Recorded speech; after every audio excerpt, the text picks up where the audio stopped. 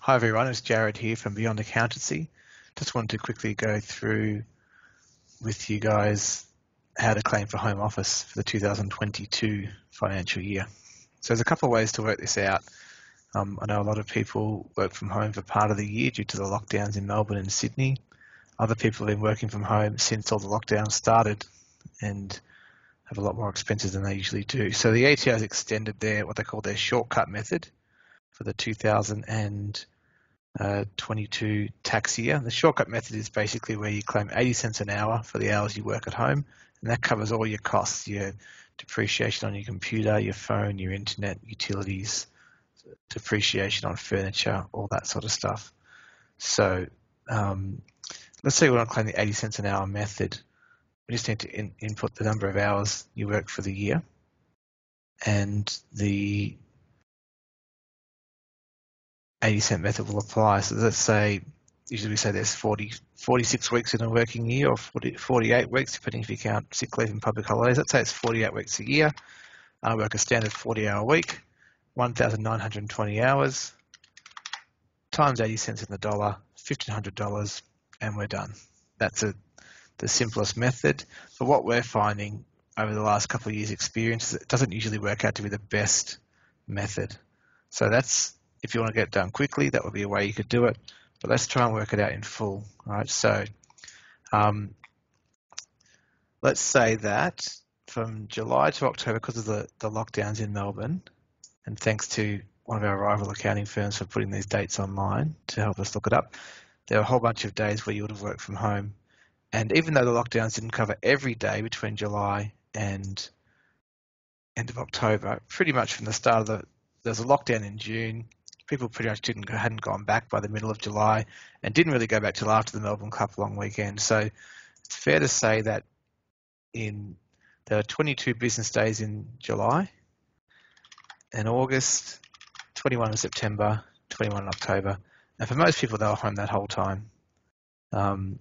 Then, let's say after November, I went back to work as normal. So maybe I worked half the fortnight at home and half at the office, so 3 days, 2 days. So let's sort of estimate maybe 10 days in November. Maybe in December, we only do 8 days, so you took some time off over the new year. Again, there are 19 work days in January. Let's maybe say another 8 of those, again, because of leave and office closures. And then half of February, half of March, half of April, half of May, half of June, something like that. So you'll know from your diary or your calendar how many days you did, but if it was full-time and then it was half the time, once you adjust for public holidays, that's probably about right. Let's say you took off one of the weeks of the school holidays to spend some more time with the kids, so maybe we take out some of the days there. I mean, you have 5 work days, whatever it is, but that's just a quick way of working out the total days for the year. Let's say 7.5 hours is a standard day. Maybe you work 9 hours a day at home. So we've got 1,400 hours. So if you look at the comparison now, the shortcut gives us 1,100. The existing rule gives us a lower amount because it's only 52 cents an hour. But with the old rules, we can add other things as well. So let's say internet use. Say I pay $60 a month for internet and $30 a month for my mobile phone. So maybe my phone is based on my data use as well as my calls. Maybe it's 3/4 for work. I'll just drag that down for the rest of the year. So that's my deduction for the year, claim part of my phone bill. And then internet, people often ask me, what percentage can I claim? Well, it depends who you are. So let's say you live on your own, you don't have Netflix or Stan or any of those streaming services, and you mainly just use the internet for work and maybe some occasional emails. Then you can probably justify maybe claiming 85 or 90% for your work use. And that would be your deduction. But let's say a different scenario. Say you work from home and your partner does as well, so you're sharing the connection. So straight away, we probably don't want to claim any more than 50% of the connection because we're sharing it between 2 people. You might also have kids or other people in the household and they're using it as well. And of course, using it for private use, like streaming, browsing the internet, whatever it might be. So say you're in a household of four, 2 adults, 3 children, so 5 people. You might only be able to justify maybe 30% internet use for the lockdown period, and then we should probably halve that then after that for the rest of the year if you've gone back to work part of the time. If you've been home the whole year and your pattern hasn't really changed, it might be 30% for the whole year, or there might be just 2 of you in the household, so it might be 45%, so 90% of your half, or whatever it might be. So you just got to work out what you think is the right percentage for you, because every person's different, every household's different. So as long as we apportion, there's no set rules of what that percentage should be. All right, so we've got phone and internet. You can already see just with those internet claims and phone claim that already our shortcut method is now second best. The other rules are better. And then we can add some other receipts as well. So let's say I had to buy a new keyboard and mouse, and that was $79.95. You need receipts for all this stuff this year, by the way.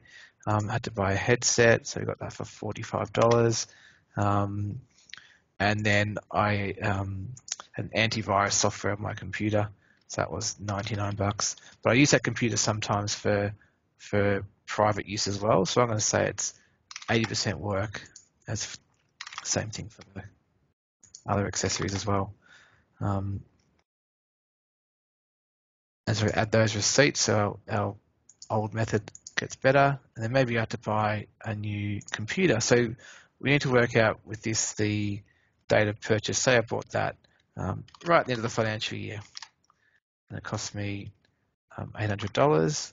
And again, it's 80% used for work. So I can claim a small amount of depreciation in year 1 for that computer. So there's our total amount. So we're finding, as I said, most people would have the existing rules, the 52 cents an hour plus everything else being a better method than the shortcut. There are a few situations, not many, where shortcut's better, and you might choose shortcut because it's a shortcut, it's easier. But if you want the best deduction, the old rules are generally going to apply. There is a third method where you can ignore the 52 cents altogether, and then you can claim a percentage of your power bills, a percentage of your gas bills, and you can write off your office furniture. Because the 52 cents an hour, as you'll see here, doesn't let you claim furniture, like desks and chairs. So that's a much more involved and complicated calculation, and for that reason most people don't use it, and plus this 52 cents generally works out better anyway. So hopefully that helps. I'll put a link to this spreadsheet in the video description below, and I will fix the template before I upload it. But yeah, that's a pretty quick, simple way of working out what you spent on home office and what the ideal claim amount is for your 2022 tax return. So hopefully that was helpful. I'll leave that with you guys, and I'll see you again soon. Thanks. Bye.